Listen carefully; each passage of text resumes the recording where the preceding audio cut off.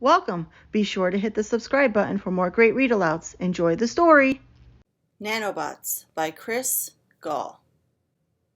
Late one night, deep down in a musty basement, a great inventor set out to build the most incredible robots the world had ever seen. But to his surprise, his finished creations were so tiny that some could only be seen with a microscope. The inventor called them nanobots, which means tiny robots, and he gave each his or her own special power. These nanobots will change the world, he declared. Soon the inventor realized the nanobots could fit in places that bigger robots could not. Take a look at these seeker bots. They explore unseen worlds. They love meeting strange new creatures, such as the nearly invisible beings living in a drop of pond water. They've never met an amoeba they didn't like. Everyone needs mechanobots. They can fix anything, even in the hardest to reach places. Hammering, riveting, welding. They even keep the inventor's computer running smoothly. Sticky spilled juice? Crumbs in the cracks? No problem. Helobots fly in great swarms, like tiny bees. When they stick together, they can form any shape they want. Look up in the sky. You might see helobots racing to help. Chewbots love to gobble nasty, icky stuff. They can never get enough. No matter how dirty a room gets, they'll make it squeaky clean. They even eat the gum the inventor tracked on the carpet. Snarfle, warfle, chomple, burp. Metabot knows every nook and cranny inside the inventor's body. She does her best work inside his nose, keeping out germy invaders. Metabot makes sure they never have an appointment. Meet Lady Lancebot. She is the noble knight of the garden. She keeps watch over the inventor's super solar greenhouse. Those foul dragons had better watch their step, or they might lose an antenna.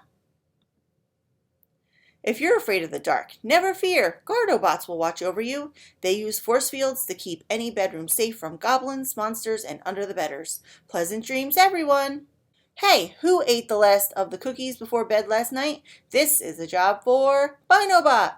She solves mysteries with her powerful robo-eyes. A stray eyelash proves who's guilty. It's elementary.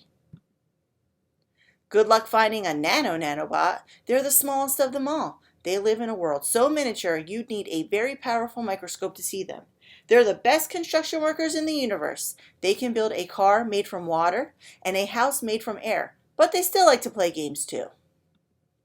The inventor was very proud that machines so small could do so much to help.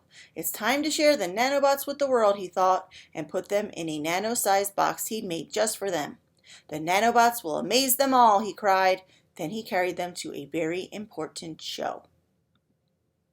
The inventor entered the nanobots in a contest for Best New Invention and displayed them in the crowded hall full of other clever experiments.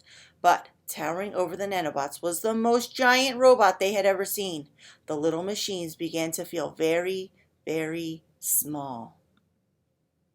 But the big bot was worried too. His parts didn't fit. He kept falling from his chair, and his head seemed like it was ready to come off. I am broken, said Big Bot. The nanobots made excited robot sounds and raced to help. The Gardobots created a force field. Lady Lancebot kept foreign invaders away. The Seekerbots checked for nasty hidden creatures. Metabot climbed into the nose to diagnose the problem. Binobot spied the broken wires. The Mechanobots fixed the bad connections. The Helobots formed a cast for the wobbly leg. The Chewbots devoured the leaking oil. The Nanobots created some shiny new parts.